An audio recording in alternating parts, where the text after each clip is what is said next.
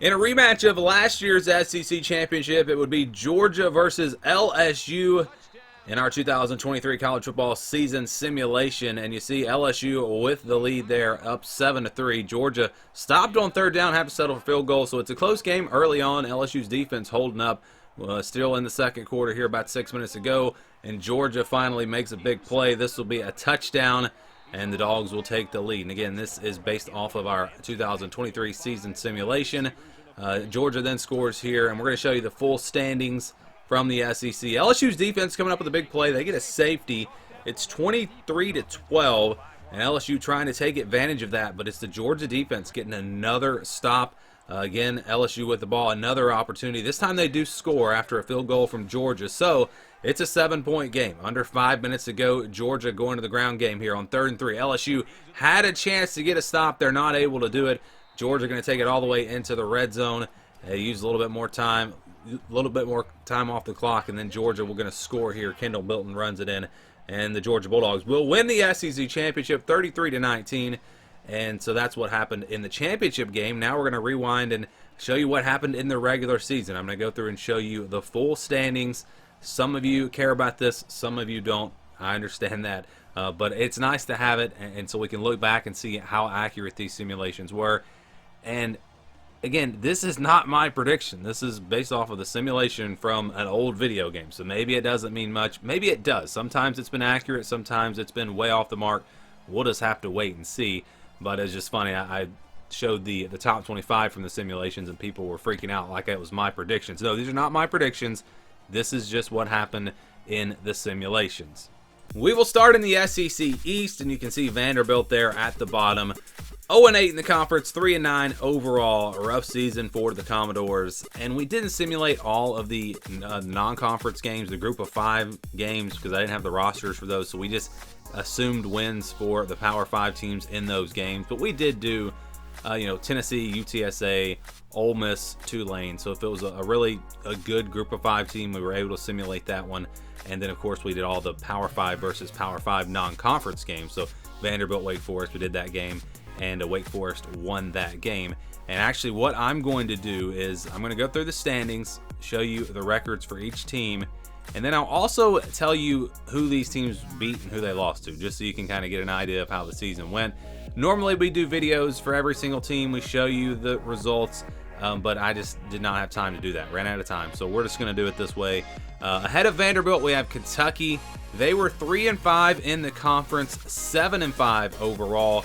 So they won their non-conference games, including a win over Louisville. They had wins over Vanderbilt, Missouri, and Alabama. They pulled off the shocker. They upset Alabama. They lost to Florida, Georgia, Tennessee, Mississippi State, and South Carolina, those last 2 on the road. All right, ahead of Kentucky, we had South Carolina. They were 3-5 in the conference, but 5-7 overall. So it was a really rough year. And if you look at that overall record, even though they did go 3-5 in the SEC, which is not terrible, it was the non-conference that got South Carolina. So they lost to both North Carolina and Clemson. 2 tough non-conference losses there. In the SEC, they beat Mississippi State, they beat Vanderbilt, and they beat Kentucky. So they had the head-to-head over Kentucky. They lost to Georgia, Tennessee, Florida, Missouri, and Texas A&M in the conference. All right, ahead of South Carolina, we had Missouri. And we had a bunch of ties in the SEC, so in the East and the West. So Missouri was here also at 3-5, 7-5 overall. They did get the tiebreaker over South Carolina and Kentucky. I think it came down to division record, if I remember correctly. But Missouri, yeah, 7-5. They upset Kansas State, a big non-conference win for them. They won their other non-conference games. They beat Vanderbilt, South Carolina, and they upset Tennessee. So they had a couple of really big wins. They did lose, though, to LSU, Kentucky, Georgia, Florida, and Arkansas. And again, I said this in my top 25 video.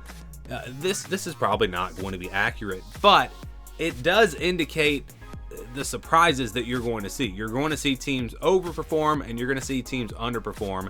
And in that regard, this is going to be really accurate. Again, it may not have the teams correct, and maybe it does. We'll just have to wait and see.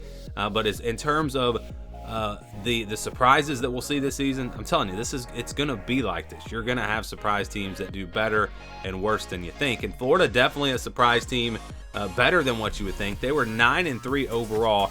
6-2 in the SEC, and it all started with their win over Utah. They beat Utah in the opener. That was a huge win for the Gators. They did not beat Florida State, but they beat Kentucky, Vanderbilt, South Carolina, Arkansas, beat LSU on the road, an LSU team that went 10-2, and they beat Missouri on the road. Their only losses in the SEC were to Tennessee and Georgia. So a really good year for Florida.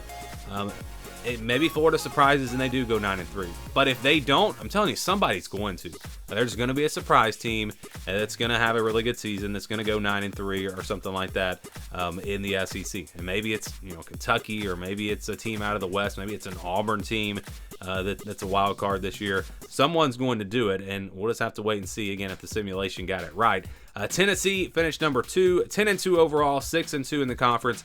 I think they actually finished exactly where I had them this year, losing to, well, no, the losses were different. I had them losing to Alabama and Georgia. Their only losses were to Missouri and Georgia. So they were actually undefeated going into that Missouri game. They would have been, 9-0. Then they lose 2 in a row. Maybe they were looking ahead to Georgia. And I could see that. I could see Missouri upsetting them on the road. That wouldn't surprise me too much. So a good year for Tennessee, though, 10-2 once again. And then ahead of the Vols, we had Georgia, no surprise, 12-0, 8-0, and we just showed you they did beat LSU in the SEC championship. So that's it for the SEC East. Again, I think everything here is pretty realistic. I don't see Florida going 9-3. Other than that, I mean, I could see this playing out very similar to this. So let's go to the West now. At the bottom, we had Texas A&M. We actually have a four-way tie at the bottom, but Texas A&M did lose the tiebreakers. They finished 3-5 in the conference, 7-5 overall. Had a pretty good season.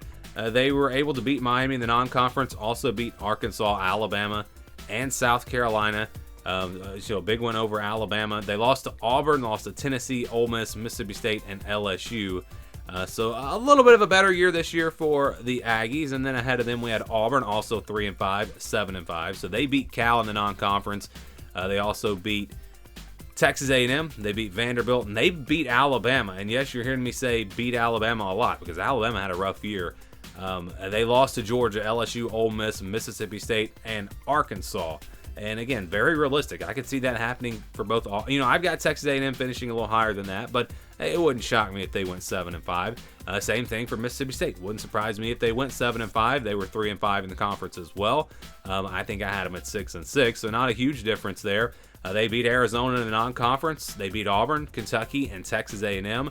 They lost to LSU, South Carolina, Alabama, Arkansas, and Ole Miss, but still a very solid season for the Bulldogs. Ahead of them, Alabama. So Alabama won the tiebreaker here, but a very disappointing season for the Crimson Tide, 7-5, 3-5. I do not see this happening. And I've said I think this Alabama team is not going to be as good as some of the ones in the past, but not 7-5 bad. I think worst case scenario for them, maybe like a 9-3, and I had them at 10-2. And it's interesting, they actually beat Texas. They also beat Ole Miss, Mississippi State, and Arkansas, but they lost to Texas A&M, Tennessee, LSU, on the road at Kentucky, and on the road at Auburn. I don't see this team losing to Kentucky. That's the one that I just do not see happening. But those other four, it wouldn't shock me if they lost 2 or 3 of those 4. But again, 7-5, that's a pretty low number, and this was probably the biggest surprise from these simulations, at least compared to what is expected of these teams in real life. But maybe it's on to something. Maybe we're going to be shocked with Alabama's season. I don't see that happening, but who knows? All right, so they're at 7-5, and a lot of you were asking about, why were they not in the top 25? Well, that's why. All right, Ole Miss ahead of them at 7-5 overall, but 4-4 in the conference. They actually lost to Tulane. But still finished 4-4 in the SEC. So they lost to Tulane. But they beat Georgia Tech, they beat Auburn, Vanderbilt, and Texas A&M, and Mississippi State. I was about to think I messed up there. No, they beat Mississippi State as well, so that was their 4th win. They lost to Alabama, LSU, Arkansas, and Georgia in the SEC. And then ahead of them, we had Arkansas, 7-5, 4-4. So I thought it was going to be, the Sims hated Arkansas last year, and I thought we were going to have the same story this year when they lost to BYU, but they actually wound up having a pretty good season. So they lost to BYU.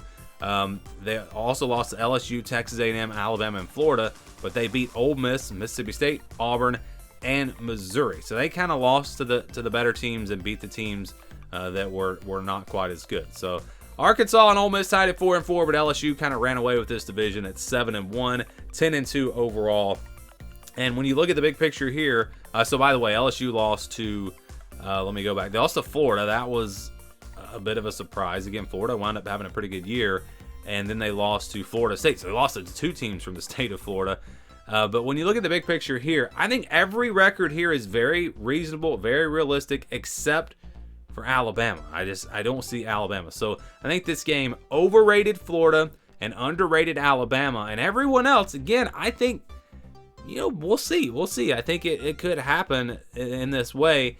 Also interesting that 6 of the 7 teams in this division all went 7-5. How crazy is that? Again, I don't see it playing out exactly like this, but it's definitely interesting. And we'll go through all the conferences and show you what things look like. And we'll come back to this after the season and see how accurate it was, and see, compare it and see maybe the simulations might be more accurate than other predictions. We'll have to wait and see again once all the games are played. But I'd love to get your thoughts on this. What do you think's the craziest thing on here? Is it Alabama or is it Florida? Do you think these are going to be way off the mark or pretty accurate? Let me know your thoughts down in the comments below.